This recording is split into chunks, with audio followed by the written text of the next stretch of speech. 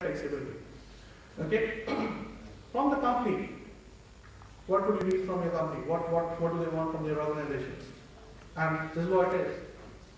How do you develop their skills? The training. What kind of training programs do you have? Do you have tie-ups with institutes?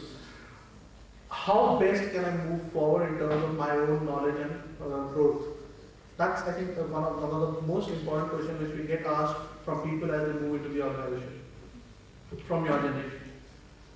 Strong values, customized reward package. Okay, we have a huge impetus on rewards and recognition. Okay, so as we do research, as I talked about doing research in commodities across a wide spectrum of industries, our rewards are linked to how fast or how well you have developed your specialization. So we have rewards like knowledge contributors. So somebody who does exceptionally well in building their knowledge or specialization in a particular commodity, we give them recognition. We have recognition like service champion, right? So ultimately we are in a business where our clients are our only sole motto of doing business. So how best are you servicing them, right? So customizing a rewards program around the work which we do and linking it with the results which we are asking our people to deliver is extremely critical for them to be motivated on this job. Clear career path, I've already talked about. Finally, the most important thing which always comes in my employee engagement service is to learn. Okay, and I've emphasized on this enough. I think it's also stemmed from the fact that we are an organization which is in the industry of knowledge, building knowledge and creating knowledge for our clients. But I think it's prevalent in all the industries. My senior practitioners will, I think, agree to the fact that after a point of time, it boils down to the point that what next for me?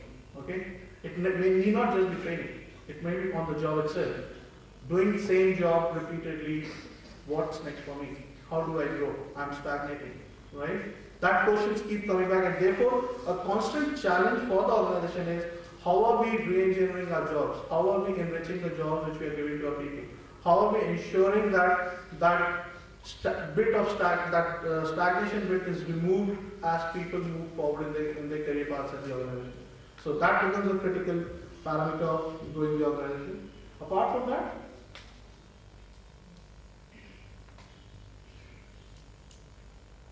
okay. Most important one, the first point, allow social media at work. I talked about the fact that this generation is super connected, right? I mentioned that I tweeted and then I put it on Facebook. 46 of my batchmates are saying, say hello to sir. You'll find many organizations, and as an IT policy, will block the social networking sites without realizing that that's the power this generation has, right? I talked about the fact that we need experts across commodities, across the globe. We want people who can assist us on our research. So I talked about using LinkedIn for talent acquisition, which incidentally we also do. These are all social networking sites, right? They don't cost you anything, but extremely powerful. And then you have organizations which will block these social networking sites in the organization. So you're actually countercharging yourself, right? I mean, the thing which is extremely powerful, which we all acknowledge or realize or know the potential of, we are blocking that, blocking the access to that. So in a way, we are inhibiting your own creativity and your own strength, right? So we don't. For last 2 years, we don't block any social networking sites. We obviously have norms, how do you use them and what are the do's and don'ts, but we don't block any of those. Okay? Boss co-workers, tolerant to questions. As I said, people do ask questions and they need that. Visibility of company vision, understanding their own contribution to company. I think that's extremely important. People do ask that question. You're asking me to do this or I am doing this. How is it ultimately linking up to the bottom line? What is my contribution? And you'll be amazed when we speak during our town halls and when we talk about how one company or a group of analysts have ultimately contributed to the revenue of the organization, the kind of linkages and the synergies that kind of communication builds in the organization. Work mobility, flexibility, I've already talked about. I think this generation demands it and for right reasons. Okay? Okay. So what does an organization need from? I mean, I've talked about what does the generation, Gen Y wants it.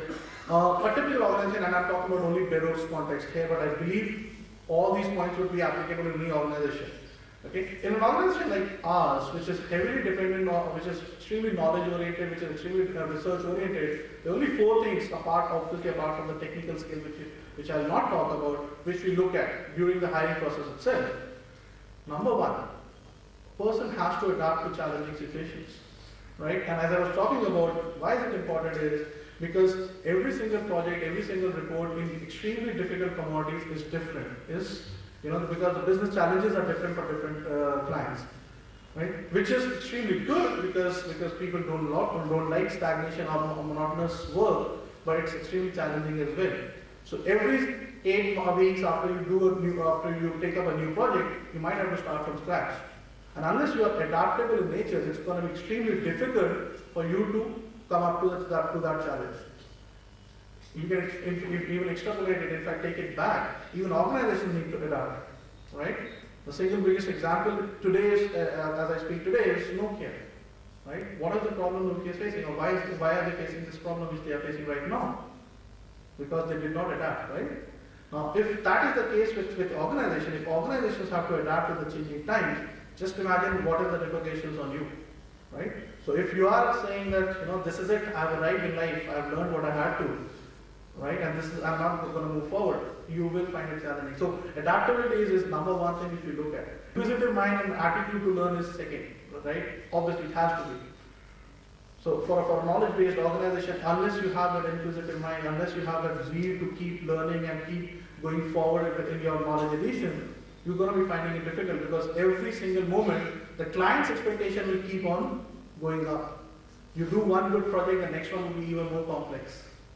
Right? So unless you're up to the task, it's going to be difficult for you to scale up. And that brings to the last point, which is continuously exceeding client expectation. And that goes true for any organization, right? I mean, it's a no-brainer. Do you have the attitude to keep exceeding expectations of your supervisor, of your organization, of your own self? Or are you the one who's satisfied by your results, satisfied with what you've done? Ask yourself that question, right? For us, when we do interview, and there's a multiple rounds of interviews, technical, case-based, there are 3 rounds of HR interviews, we do psychometric testing and whatnot. The single most important thing which we look at from the behavioral side are these 4 things. I'm sure it will be true for many more organizations as well, right? So all of you are sitting here in this room, you need to ask yourself, are you prepared, or do you have it in you in terms of these behavioral attitudes? Because take it from me, I mean, obviously there will be many more parameters, technical things which will come into the picture once you sit for your placements in a few months' time from now. But take it from me, most of the organization will have one or more of these things being tested from you. Okay? It's up to you how you showcase that when you sit across the table in an interview. Okay, so how to attract Gen Y? And I'm into the last section of my presentation. If this is what Gen Y is all about, it's extremely important because you're going to be the major component of the workforce in coming years. And I talked about various motivators for you. How do we attract Gen Y? Right? So nurturing a corporate culture which builds on knowledge creation, value addition, specialization, expertise is number 1. Okay? Job flexibility is what is I've already talked about, which we clearly provide as person comes on board and moves forward in the organization. Extremely challenging work, so that it completely takes away or negate the fact that the work gets monotonous or it's stagnating. Right? So we keep moving into new areas, we keep exploring new industries, new commodities, we keep moving people across different domains, different commodities based on their interest levels, so that at no point of time there is a situation where you say, I've learned it all, this work is getting boring. What we've also done to make it even more challenging is, for the last 1.5 years, our scorecards have a parameter called thought leadership. Right?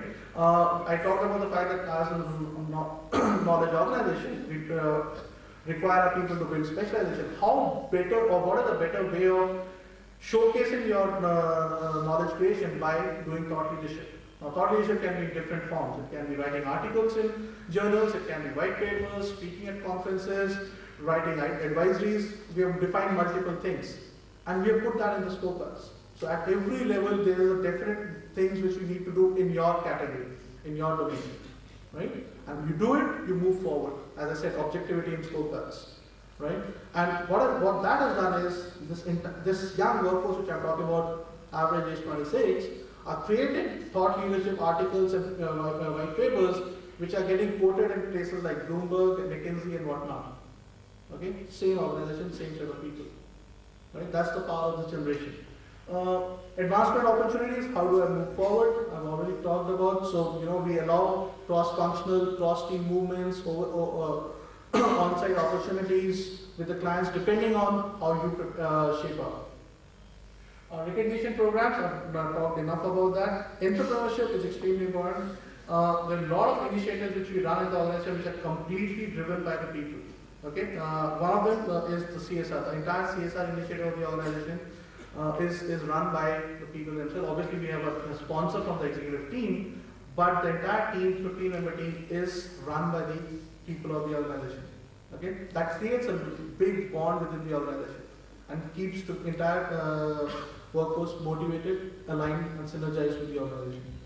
Okay, so that's about attracting. Finally, how do we motivate and retain? One of the most important things we realized in the last 2.5 years about the non-financial incentives.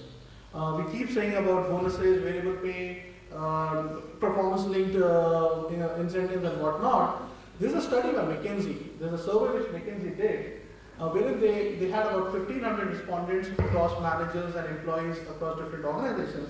They asked them 2 questions. Okay, effectiveness of financial incentives and non-financial incentives, as you can see on that slide. And as you would see, most of the respondents, or majority of the respondents, said that non-financial incentives like praise and commendation from immediate managers, attention from leaders, opportunities to lead people, and so on and so forth, are far more effective than financial incentives like cash bonuses, variable pay, ESOPs, and whatnot. Okay, so it proves the point that majority of the people are saying non-financial incentives are effective. But the point which is more important is the second part of the study. The second part of the study asked the same respondents a question that how many of you are using these financial or non-financial incentives? And the story flips around. You would see majority of the people are using financial incentives to motivate people, not the non-financial incentives, in spite of saying that non-financial incentives are more effective. Right? Do you see the dichotomy? And that's where we realize that possibly we are missing the bus in terms of not making us sure that there are enough and more non-financial incentives within the organization. I talked about rewards and recognition, development opportunities, tie-ups with the different institutes, certifications and whatnot, which are all non-financial, or leading teams and initiatives like CSR. I'm not saying don't have financial incentives, but we focus a lot on non-financial incentives so that we are addressing this point. Some of the other things, in fact I've already talked about most of these, offering perks, fun, flexibility at work, providing explicit career paths, no ambiguity around it, freedom to innovate in the job, in the work, training opportunities, collaborative workforce, building teams, working in teams together, and keeping the workforce engaged always. I think that's paramount. You cannot leave the Gen Y not engaged. Okay, there has to be that constant improvisation in terms of how do you keep your workforce engaged, and that's what makes it extremely productive. Finally, clear roadmap to success. I've already talked about that. So in conclusion, this is what I have to conclude on. The Gen Ys account for almost half of the population, as I said in the beginning, and it's only going to increase. They need recognition, they need growth. There is a requirement for change in how you manage people. Okay, as I talked about, as multiple generations work together in the organization, as Gen Y comes with a force in the organization, we need to relook at how we are attracting, building, bringing in people from this generation, keeping them, attracting them, and keeping them motivated. Because millennials or Gen Ys, as they're called, are here to stay. It's not going to change. It's only going to increase, as I mentioned in my previous slide. So that's what my story is, and I thought it'd be good to talk about this to each one of you because you are part of that Gen Y. As we move into the organization, expect this is going to happen. Okay, we from the organization as HR practitioners are basing ourselves to manage all of you as we move into the organization. you got to be ready with our expectations as well. All right. I'll be very happy to answer any other questions later on. Thank you very much for this opportunity.